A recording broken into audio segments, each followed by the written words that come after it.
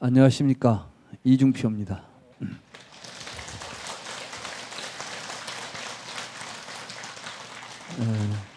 반갑습니다. 우리는 모두가 다 행복하게 살기를 원합니다. 지금 여러분들이 여기 오신 것도 여기 봉은사에 와서 이 교수 강의를 들으면 불행해진다고 생각하신다면 아무도 안 오실 겁니다. 맞죠? 사실 우리 인간의 모든 행동은 근본적으로 행복을 지향합니다. 행복하기를 원합니다. 불교는 바로 이 요구에 대한 해답입니다. 그렇기 때문에 불교의 교리는 사성제입니다. 우리가 불교에 대해서 무엇이냐, 불교가 무엇이냐 이렇게 물었을 때 인간의 삶은 목적이 있어야 됩니다. 그런데 그 목적은 사실은 우리들이 내 목적, 네 목적이 다 다른 것 같이 보이지만은 궁극적으로 보면 한 가지입니다. 뭐예요 그게? 행복한 삶입니다. 아무튼 우리들에게는 행복하고자 하는, 이건 인간에만 있는 게 아니에요. 모든 생명은 행복하게 살고자 합니다. 부처님은 바로 그 지점을 깨닫고 출가하신 분입니다. 우리가 왜 부처님이 출가했냐? 생사 문제를 해결하려고 했다. 아니, 낳고 죽는 문제를 어떻게 해결합니까? 생사 문제를 해결하려고 했다는 말 속에는 생사가 괴로움이기 때문에 해결하려고 한 겁니다. 생사가 즐겁다면 해결할 필요가 있겠어요, 없겠어요? 여러분 집안에 막 즐거운 일이 있는데 문제 있다고 해결하려고 합니까? 안 하는 거지. 근데 우리는 마치 생사 문제를 해결하려고 했다 그러니까 이제 막 부모님한테서 태어나고 죽는 문제를 해결하려고 한단 말이죠. 해결이 되겠어요, 안 되겠어요? 그 문제는 해결 안 돼요.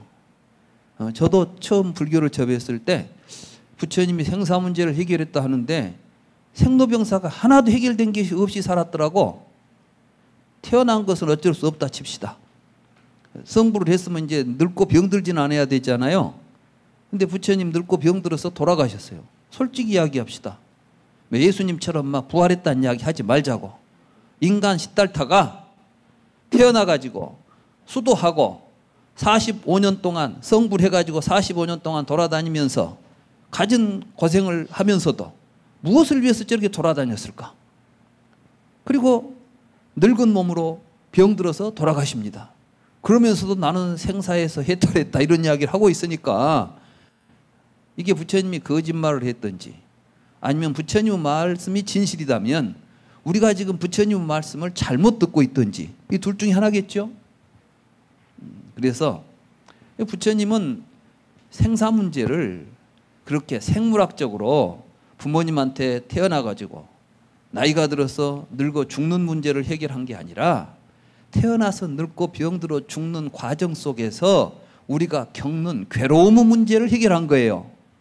그렇기 때문에 12연기를 잘 보면 생노사 우비곤해라는 말이 나와요. 태어나서 늙고 병들어 죽어가면서 근심, 걱정, 온갖 괴로움들을 겪고 살고 있는 이 괴로움 덩어리가 문제다 이거야. 이 괴로움을 우리는 어떻게 해결할 것인가를 그 답을 찾아서 출가하신 거예요. 그래서 오늘 우리는 부처님을 좀 바로 보는 시간을 가졌으면 좋겠다 이런 생각을 가지고 이 강의를 제가 강의에 임하게 됐습니다. 오늘 강의 주제는 니까야로 읽는 반야심경입니다. 반야심경은 무슨 말이다. 난 그 뜻을 알겠다.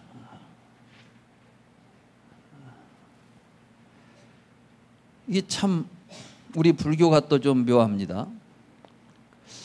그럼 처음에는 이게 한문으로 돼서 모르는 줄 알았어요. 한문을 번역해 놓고 읽어보니까 더 모르겠어 이게. 한문으로 모를 때는 한자만 알면 해결이 될 것처럼 생각했는데 한글로 해석해 놓고 나니까 이게 더 문제가 생겼어. 눈도 없고 귀도 없고 코도 없고 막 그러잖아요. 무안이비설신이 그러니까 이제 눈도 없고 귀도, 아니 눈이 없고 귀가 없으면 어쩌자는 거야 이게. 무슨 이야기를 하는 거야 이게. 참 도시 알 수가 없죠. 지금 우리가 읽고 있는 반야심경은 대승경전입니다. 그리고 이 대승경전은 부처님께서 직접 설하신 법문이 아니에요. 이 대승경전들은 부처님 열반하신 지 500년 뒤에 처음 이 세상에 출현하기 시작했어요. 그러니까 우리가 읽는 금강경, 반야심경, 법화경, 열반경, 뭐 화엄경 이 도통 다 대승경전인데 이거 부처님이 하신 말씀이 아니라고. 그러니까 이제 요즘 현대학자들 가운데는 어떤 사람들은 대승불교는 불교가 아니다. 또 이런 주장들을 합니다. 그러면 대승불교가 불교가 아니면 우리는 지금 1600년, 1700년 동안 이게 불교인 줄 알고 믿었는데 우리 한국에 들어온 불교는 대승불교거든요. 그죠? 여러분들이 알고 있는 경전들은 다 대승경전들이에요. 아함경 니까야 언제 들어보셨어요? 요 근래에서 그것이 뭔 말인고 싶지. 근데 실제로 우리가 알고 있는 건 대승불교인데 우리는 그러면 지금까지 가짜 불교를 하고 있었다는 이야기입니까? 이게 참 한심한 노릇 아니요. 1700년 동안이나 우리가 불교했는데 이건 불교가 아니었다면 우리는 뭐 하고 있었던 거예요? 우리 역사가 부정되는 거 아니에요. 제가 뭐 우리 역사를 되살리려고 한 것도 아니고 이건 사실이 왜곡되어 있기 때문에 그럼 대승불교가 왜 출현하는가? 대승불교가 무엇인가? 이런 걸 정확하게 알고 그것이 어떻게 부처님의 가르침하고 어떤 맥락을 가지고 있는가? 이런 걸 올바로 이해해야 되는데 이런 이해가 없이 대승불교와 초기불교 또 아비달마불교 이런 걸 나누게 되면 우리는 굉장히 혼란스럽게 됩니다. 근데 현실적으로 우리 현실이 현재 우리 불교계가 그러한 혼란 속에 있습니다. 그래서 지금 우리 주변에 보면은 이제 남방불교를 공부해 가지고 오신 분들은 이건 초기불교고 이거 부처님의 가르침이고 부처님의 수행법이고 그 기타 다른 것들은 전부 가짜다. 뭐 이런 식으로 이제 이야기가 되면 우리 전통이 전부 무시가 되고 또 우리는 또 뭐라 하냐면 저희들은 소승이다. 우리는 대승이야. 저희들은 짜잔한 애들이야. 우리는 훌륭해. 막 이런 식으로 하면 또 이게 뭐가 돼요? 한 집안에서 이제 서로 분열과 투쟁이 있게 되죠. 지금 우리가 겪고 있는 한국 불교 현실입니다. 저는 이런 게 굉장히 안타깝습니다. 저는 이제 초기 불교부터 연구를 시작해서 뭐 대승 이제 저는 특히 이 초기 불교를 중관 말하자면 대승 불교의 중관 사상의 관점에서 초기 불교를 보면서 아 불교가 그동안 많이 왜곡돼 있었구나 이런 걸 느끼고 제가 박사 논문을 썼고 또 그 관점에서 지금까지 많은 책을 쓰고 강연을 해왔습니다. 우리는 이제 이런 맥락을 이해하기 위해서는 먼저 불교 사상사를 간단하게 살펴볼 필요가 있습니다. 부처님께서는 지금부터 2600~700년 전에 북인도에서 탄생하셔가지고 출가 성도하시고 45년 동안 법을 설했습니다. 그 가르침들을 이제 부처님은 열반하시면서 이렇게 말씀하셨습니다. 제자들이 이제 부처님께서 세상에서 열애가 없어졌으니 우리는 누구를 믿고 누구를 의지하고 살아가야 됩니까? 누구를 의지해서 수행을 해야 됩니까? 이렇게 탄식을 할 때 부처님께서 내가 가르친 가르침이 있지 않느냐. 이제 그대들은 그 가르침에 의지해야 한다. 그리고 그대들은 남에게 의지해서는 안 된다. 자기 자신에게 의지하고 내 가르침에 의지해야 된다. 이렇게 말씀하셨어요. 다 아시죠? 그래 이제 제자들이 그러면 뭘 해야 되겠어요?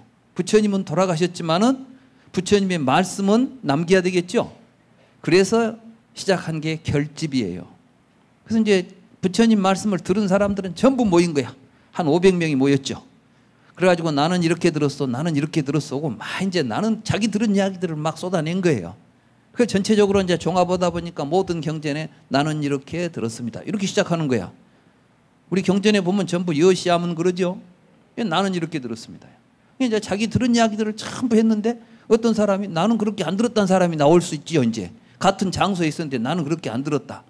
그러면 이제 누구 말이 맞냐 해가지고 하나로 이제 정하는 거야. 너 그때 좀 잘못 들었구만. 이 말이 맞아. 그럼 정해진 이야기가 경이 돼가지고 나는 이렇게 들었다는 이름의 경이 만들어졌어요. 이게 이제 초기 결집에서 부처님의 말씀이 두 종류로 나누어집니다. 하나는 수트라고 하나는 위나야예요.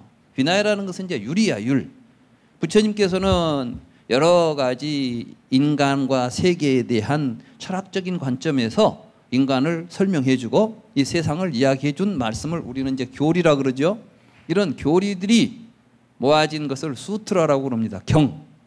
그런가 하면 이제 율이 있어요. 율. 율이라는 거는 승단을 구성해서 이제 상가가 이루어지니까 우리가 보통 불법성 삼보에 의지한다 할 때 그 승은 스님이 아니에요.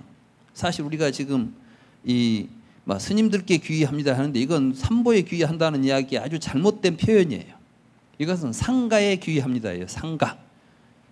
상가라는 건 뭐냐면은 공동체예요. 그러니까 스님 한 사람은 스님 성부가 아닌 거야. 상가가 형성돼 있어야 돼. 상가가 형성되려면 뭐가 있어야 되냐면 율이 가운데 있어야 돼. 이게 율이 살아 있어야 상가가 사는 거예요. 말하자면 대한민국에 내가 충성합니다 이렇게 말할 때 대한민국이 국민들이 아니죠. 국민이 모여 있는데 그 국민들이 뭘로 하나가 되어 있습니까? 헌법으로 하나가 되어 있지. 그러니까 우리는 헌법이 있고 국법이 있고 그 국법을 따르기 때문에 국가가 만들어진 거 아니에요. 상가가 이루어지기 위해서는 위나야가 있는 게 율이. 그래서 그 율에 의해서 유지되는 집단체를 상가라고 그래요. 그러니까 율이 없는 상가는 상가예요, 아니에요? 계율 안 지키면 그건 상가라고 말할 수가 없는 거예요. 그러니까 율이 서 있고 그 율에 의해서 유지되는 집단을 상가라 하고 우리가 거기에 의지한다는 것은 나도 그 율에 따르겠다는 명세인 거예요. 그리고 이때 뭐 사람들 따라다닌다고? 부처님은 열반경에서 뭐라고 말씀하셨냐면 나도 따라다니지 말아요. 부처님이 열반에 즈음했어요. 아난다가 돌아가시기 전에 우리한테 한 말씀 남기셔야죠. 무슨 말? 후계자 남기셔야죠. 이런 이야기를 한 거예요. 무슨 소리냐? 내가 언제 나는 대중들을 내가 앞에서 끌고 간다고 생각한 적도 없고 대중들이 나를 따라온다고 생각한 적도 없다. 부처님은 깨달아서 우리에게 깨달음의 세계를 보여주신 분이지 우리를 막 구제하겠다. 중생을 구제하겠다. 중생 구제를 누가 합니까? 여러분들의 괴로움의 문제를 누가 해결해 주겠어요? 예? 그래, 내 속에 있는 괴로움은 내가 해결해야지. 누구 쫓아다닌다고 괴로움 해결되겠어요? 안 되는 거야. 부처님은 그 점을 지적한 거예요. 그렇기 때문에 너 자신에게 의지해야 된다. 네 괴로움 있으면 너 자신에 의지해가지고 네 괴로움 네가 해결해야지. 내가 말한 이야기는 뭐예요? 그때 도움이 되는 게 뭐예요? 가르침이야. 그러니까 나의 가르침에 의지하고 다른 데 의지하면 안 된다. 왜? 딴 종교들은 보면 사기를 치고 있는 거야. 나를 믿으면 천당에 간다. 나를 믿으면 뭐 복을 받는다. 부처님은 그런 말 믿지 말라는 거예요. 그럼 부처님 가르침은 뭐였느냐? 우리가 나 자신을 의지해서 문제를 해결하려고 할 때 해결책을 가르쳐 준 건 내 가르침밖에 없으니까 부처님이 그 당시 보니까 전부 사기꾼들이 돌아다니는 거지. 야, 그런 사람들 믿으면 안 돼. 내 말만 믿고 가, 내 말만. 그럼 그 말에는 뭐가 들어있어요? 너 자신의 의지에서 네가 문제를 해결할 수 있는 방법을 내가 알려주는 거야. 그런데 누굴 따라다녀야 되겠어요? 불교는 누구를 추종하는 종교가 아닙니다. 각자가 주인이 되어서 자기의 삶의 문제를 자기가 해결하려고 하는데 도움이 필요해서 이제 부처님에게 좀 도와주세요. 부처님께서 그래요, 내가 알려줄게. 그러니까 눈 있는 자는 와서 보고 귀 있는 자는 와서 들어라. 보고 들어서 누가 문제를 해결해야 돼? 우리 각자가. 이게 부처님이에요. 이제 부처님이 열반하신 뒤에 이제 경을 편찬해 가지고 율 편찬해서 이제 경과 율이 처음 만들어진 거예요. 이걸 보고 우리는 이제 제 1차 이제 결집이라고 그래. 이걸 보고 왕사성 결집이라고 그러고 칠엽굴에서 500 비구가 모여서 했다고 해서 이제 이 왕사성 결집이라고 하는 이러한 시기를 거쳐서 만들어진 게 경과 율입니다. 그러니까 이제 부처님의 말씀은 경과 율로서 처음에 조직이 되었는데 한 300년쯤 돼가지고 부처님의 경전이 너무 어려운 거예요, 이게. 사실은 저도 수십 년 동안 지금 불경을 공부하고 있는데, 연구하고 있는데, 지금도 읽다 보면 이런 뜻이 있었구나 하고 새롭게 느끼는 게 한둘이 아니에요. 그래서 부처님께서는 그랬어요. 내가 깨달은 내 깨달음은 심심미묘하다. 저는 공부를 할 때마다 그 말씀이 추워도 거짓이 없는 진실이구나 이런 걸 느끼는데, 아무튼 그 심심미묘한 말씀, 한마디로 말해서 이런 말씀을 한번 이제 제가 부처님의 말씀 왜 심심미묘한가,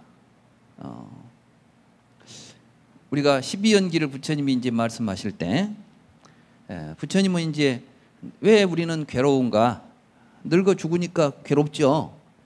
이 세상의 모든 괴로움의 뿌리는 늙어 죽음에 있어요. 아닌 것 같아요? 여러분, 안 늙고 안 죽은다면 뭐가 두렵겠어요? 밥을 안 먹어도 안 죽어요. 그러면 여러분들이 뭐 직장 가지려고 돌아다닐 필요 있겠어, 없겠어? 응? 안 늙어. 그러면 무슨 걱정이 있겠어? 근데 늙어 죽을 걱정하고 사는 거예요, 우리가 사실은. 늙어 죽으니까 걱정인 거예요. 그래서 모든 괴로움은 노사에 있는 거예요, 노사라는 문제가. 왜 우리가 노사가 있죠? 태어났으니까 늙어 죽지 않아. 여기까지는 초등학생도 이해가 돼. 그러니까 12연기를 태어났으니까 늙어 죽는다는 이야기가 이해 안 되는 부분은 없어요. 그게 이해가 잘 안 되시는 분 없죠? 근데 그 다음부터가 문제예요. 이건 그러니까 이제 생사 문제라고 해서 이 문제는 엮어져 있는 문제고, 진짜 문제는 여기서부터 출발합니다.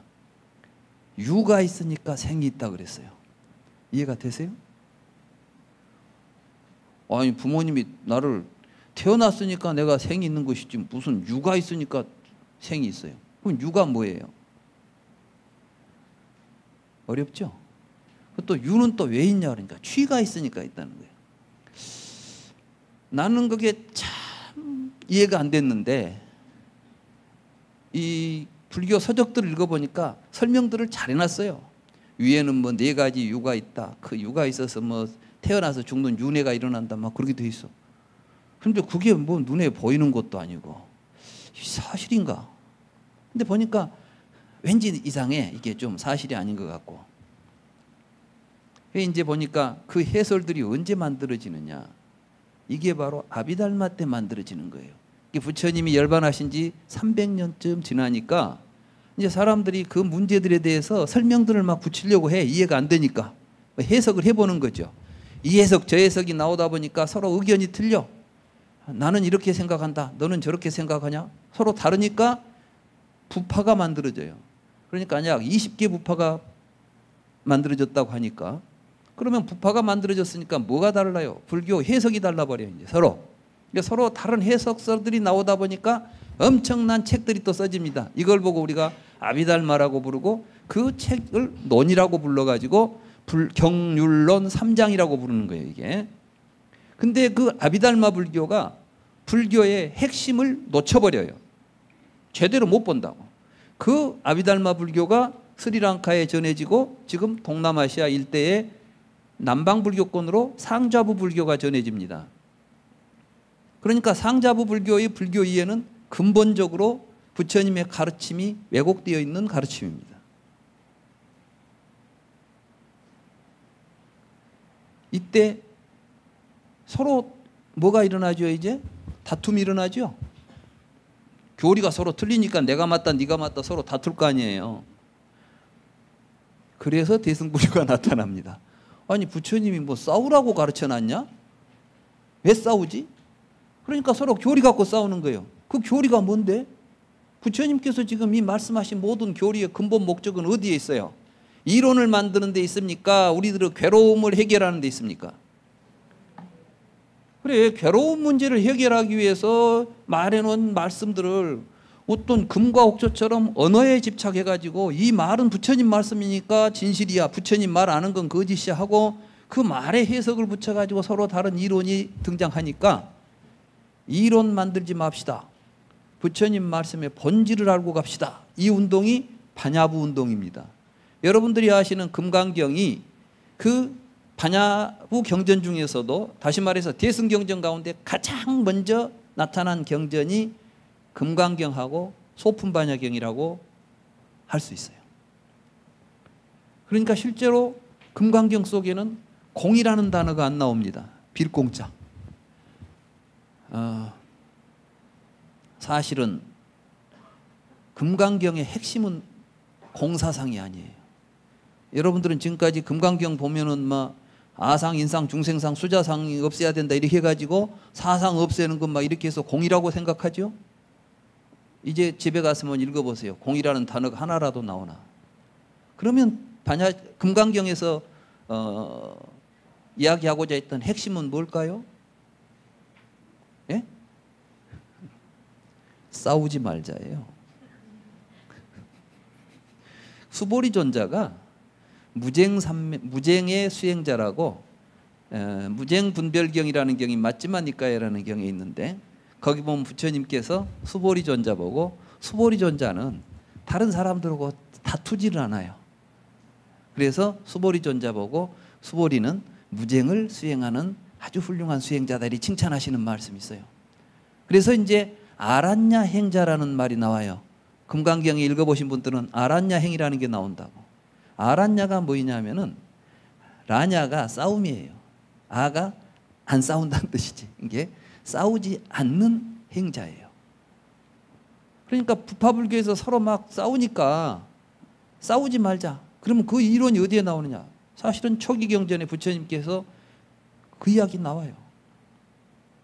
어느 날 부처님께서 점심 식사를 마치시고 숲속에 들어가서 휴식을 취하고 있는데 지팡이를 짚은 거만한 석가족 한 사람이 부처님을 따라와 가지고 묻습니다. 당신은 제자들에게 무엇을 가르칩니까? 그때 부처님 뭐라고 대답하셨을 것 같아요? 깨달음을 가르치오, 열반을 가르치오 그랬을 것 같잖아요, 우리가. 근데 부처님은 참 허망한 말씀을 하세요. 나는 세상의 그 누구와도 다투지 않고 사는 법을 가르칩니다. 그런데 그 경 속에가 엄청나게 어려운 이론들이 전개됩니다. 이제 그럼 왜 사람이 다툽니까? 그러니까 사람들은 관념을 만들어 가지고 이론을 만들어 가지고 이론으로 싸우고 있다는 거예요. 여러분이 집에서 부부 싸움을 해도 보면 남편하고 아내가 싸울 때 보면 이론이 틀린 거야. 나름대로 자기가 옳은 이론이 하나씩 있는 거예요. 이게 부딪히는 거예요. 싸움의 본질은 이론에 있습니다. 불교는 이론이 아닙니다. 그러면 불교 교리가 다 뭐란 말입니까? 그것은 사실입니다. 부처님은 있는 것을 통찰하고 그걸 우리에게 보여줬는데 우리가 못 본 부분을 보여준 거예요. 이게 불교예요. 그러니까 불교를 통해서 우리는 불교 이론을 익혀가지고 막 불교는 이런 거야 하고 이론을 가지고 다녀봐야 그 인생에 아무 도움이 안 돼. 다른 이론을 만나면 싸움만 해. 내가 맞아, 네가 맞아. 그리고 맞아요, 틀려요. 그러니까 반야부 경전에서 그 말 그 쓸데없는 거야, 전부 공한 것이야, 비어 있는 거야, 싹 지워버리는 거야. 이게 그 말 가지고 이론 만들지 말고 부처님이 말씀하신 본 뜻을 그 안에서 들여다보자. 이게 이제 반야예요. 지혜로서 통찰해야지 무슨 말장난하고 말 가지고 이론 만들어서 싸우는 게 불교냐? 이게 반야경의 핵심인 겁니다. 그래 이제 반야심경은 그러한 반야경이 600분화돼요. 엄청 책이 많은 종류의 책이 있는 것이죠. 600종류나 되는 반야부 경전들이 있다고. 이걸 전부 농축해서 탁 핵심을 이야기한 게 반야심경입니다. 그래서 반야심경을 어떤 분들은 옛날에 어떤 분 그 반야심경 뭡니까 그 설명하는 책에 경 제목을 해석하면서 깊은 지혜로 저 언덕에 건너가는 마음의 경 이렇게 이제 해놨더라고요. 그러니까 그 심자가 이제 마음 심자를 쓰니까 우리가 마음의 경 이래요. 그렇죠. 이제 우리가 한자로만 보면 마음의 경 이렇게 해야 돼. 근데 사실은 그 심자가 흐리디아라고 하는 심장이란 뜻이에요. 산스크리트로는. 그러니까 그때 그 심은 핵심이란 뜻이에요. 핵심. 이게 반야부의 핵심을 이야기한 경이다 이런 뜻인데 마음의 경 이래 버리면 물론 마음 소식을 전하고 있죠. 불교는 전부 마음 이야기를 하고 있으니까 뭐 틀린 이야기는 아니로되 근본적으로 그 언어의 근본 뜻은 반야심경의 이 심은 우리들은 마음이 아니라 심장이다. 심장이 아니라 이것은 핵심이다. 그래서 반야의 핵심을 이야기했다. 이렇게 아시면 되겠습니다.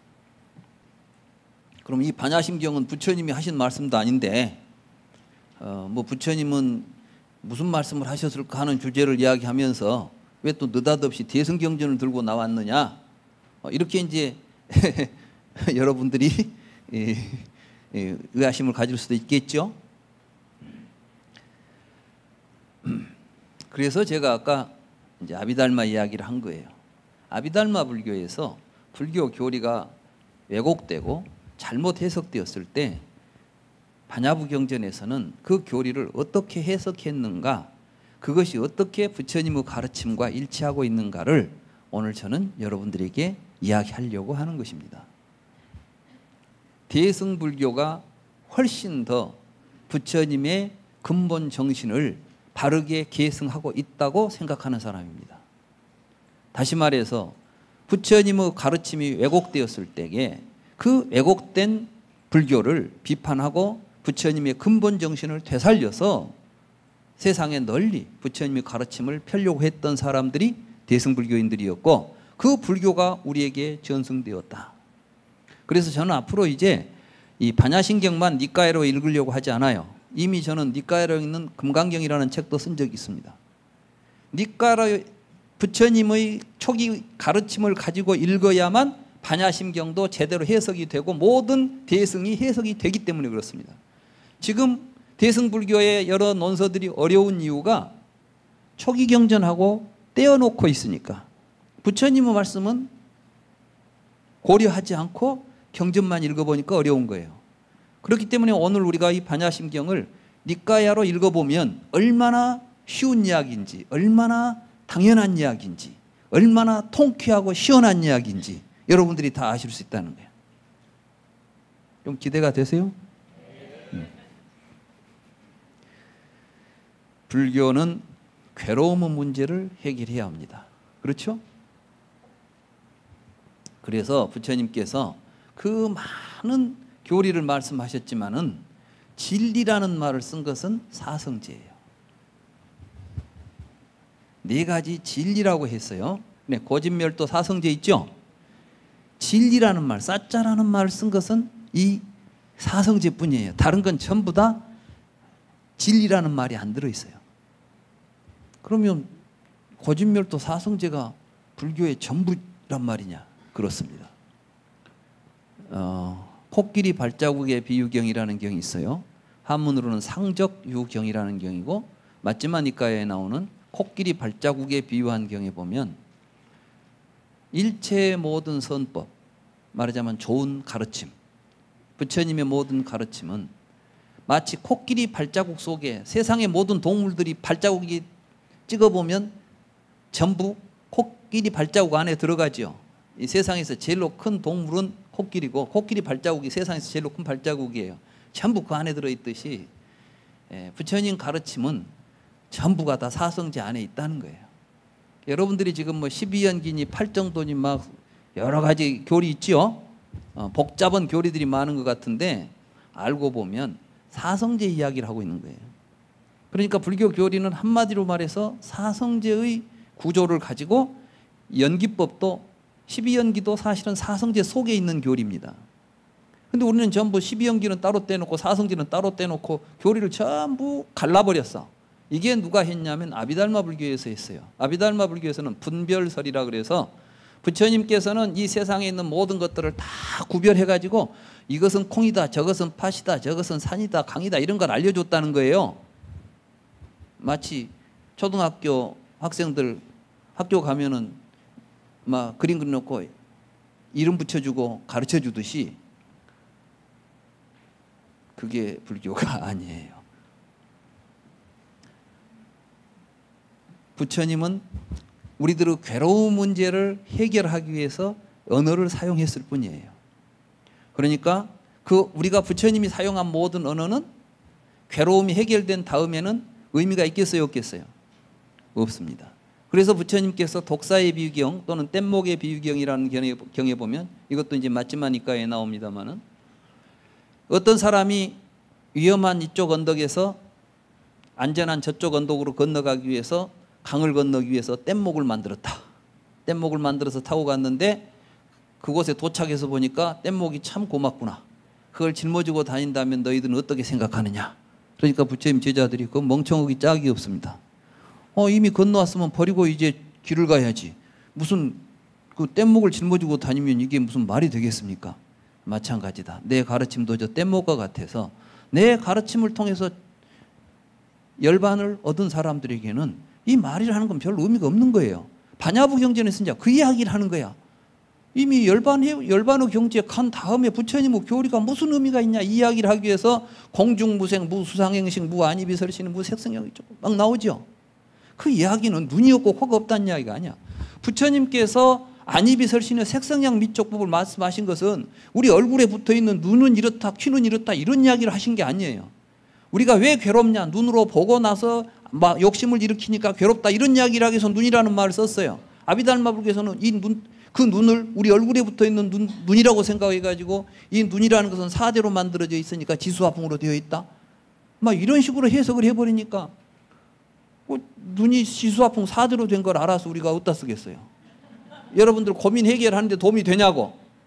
안 되잖아요. 아비달마는 근데 이걸 갖다가 막 5의 75법 나눠가지고 복잡한 이론을 만들어서 이것들이 또 서로 인과관계를 맺어가지고 막 찰나 생멸을 하네 뭐더네.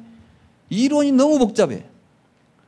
그래가지고 심오하다 그러는데 그건 심오한 게 아니야. 어렵지. 못 알아보는 거지. 어려운 것은 진실이 어렵지는 않아요.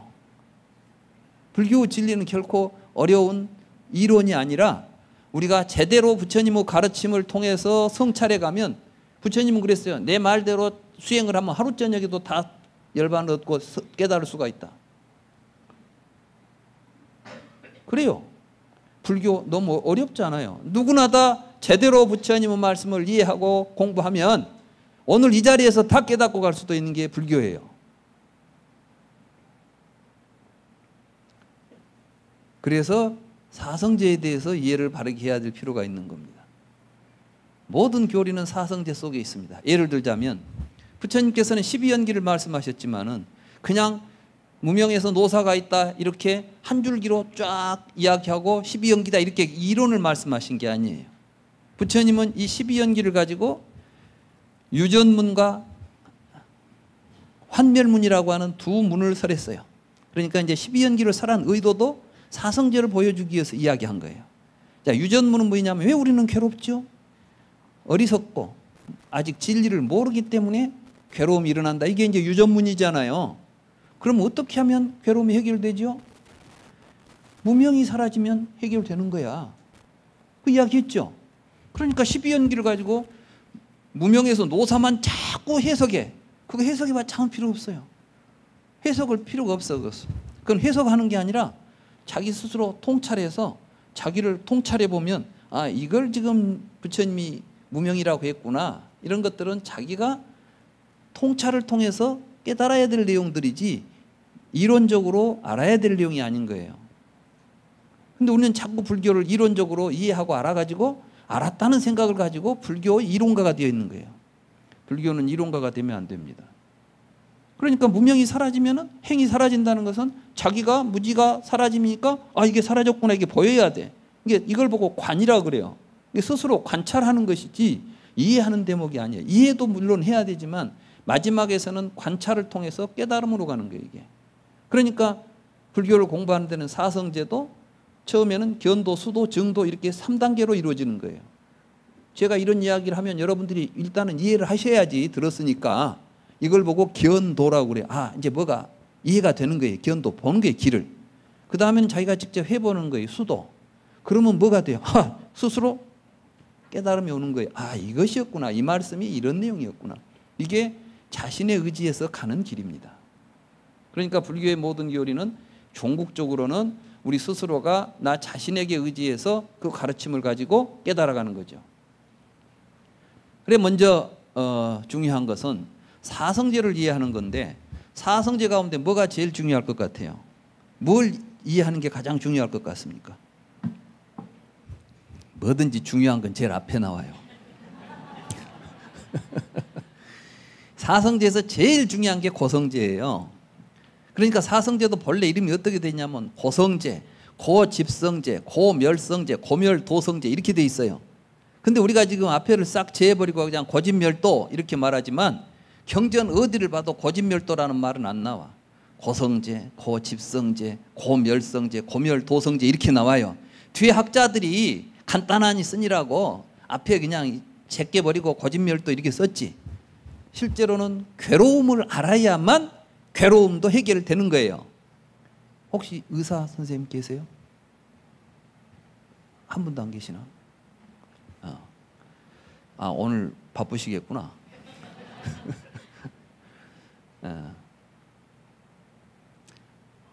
의사가 병을 고칠 때 제일 명의가 어떤 분이 명의인지 아세요? 명의. 진단을 잘해야 명의야. 병은 약은 다 있는데 그 병이 무슨 병인지를 정확하게 알아야만 치료가 가능해요. 맹장인 줄 알고 뜯어봤더니 맹장이 아니에요. 맹장 수술에 뭐 절반 이상은 가짜래요. 열어보면 맹장 아닌데 연 경우가 허다하대. 그러니까 여러분들 맹장 수술 받고 잘했다고 하는데 아마 의사는 알 거야. 열어보니까 맹장은 아닌데 딴 데가 있어. 그러니까 그냥 얼른 열어놓은 김에 떼내고 맹장 수술 잘했습니다 하지만 아닌 경우가 많다는 거야. 그런 이야기 들어보신 적 있죠? 그러니까 사실은 근데 우리 불교 공부하는 사람들이 고성제에다 별로 신경을 안 써. 멸성제, 도성제에다만 신경을 쓰는 거예요. 그러니까 안 돼. 진단이 안 돼 있는데 치료만 하겠다는 거야. 막 약만 이약지약 집어먹으려고 그래. 안 되는 거지 이게. 그럼 고성제가 뭘까요? 분별성제가 경이라는 경이 있어요. 이게 암경이나 니까에 보면 부처님께서 또 부처님의 제자들이 그런 부분을 아주 자세하게 이야기해 준 게 있단 말씀이죠. 이런 이야기들을 정확하게 공부를 하고 대승경전을 읽어보면 아, 대승경전에서는 이러한 의미를 살려내고 있구나. 이런 게 이제 맥락이 보이는 겁니다. 자, 그래서 이제 사성제, 고성제 이야기를 먼저 하겠습니다. 고성제에 보면 이렇게 돼 있어요. 생로병사가 괴로움이다.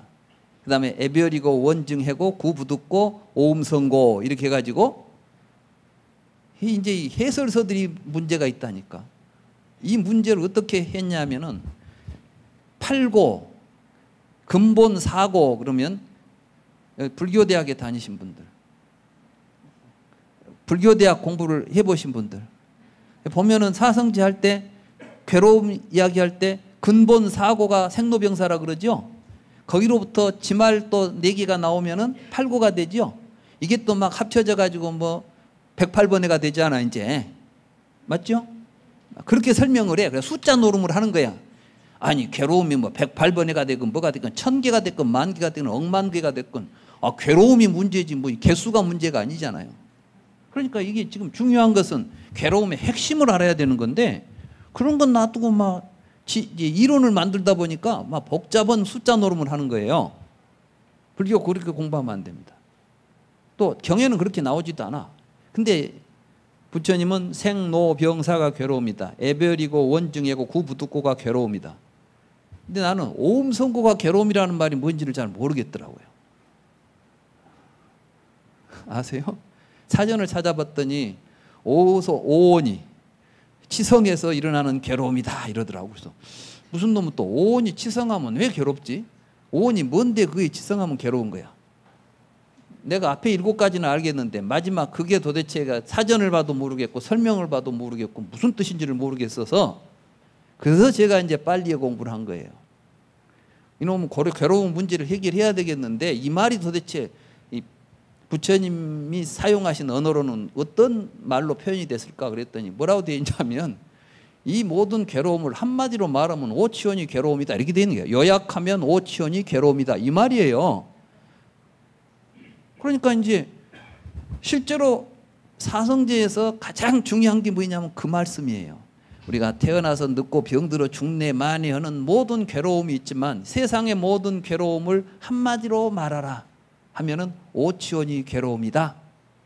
그러면 이제 우리는 오치원이 뭔데 괴로움이냐는 이제 이야기를 해야 되지 않아요? 그렇죠? 그러니까 고성제는 오치원인 거예요. 그럼 뭐가 오치원일까요? 오치원이 무엇인지를 잘 생각해 보시고 다음 강의를 이어서 진행하도록 하겠습니다. 감사합니다.